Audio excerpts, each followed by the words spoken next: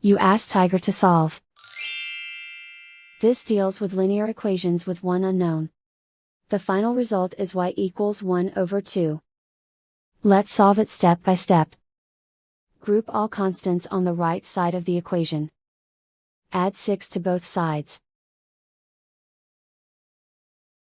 Group like terms. Simplify the arithmetic.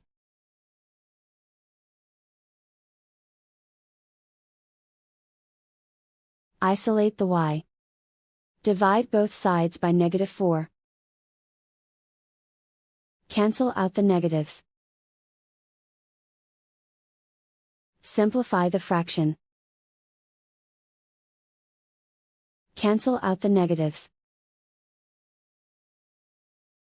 Find the greatest common factor of the numerator and denominator.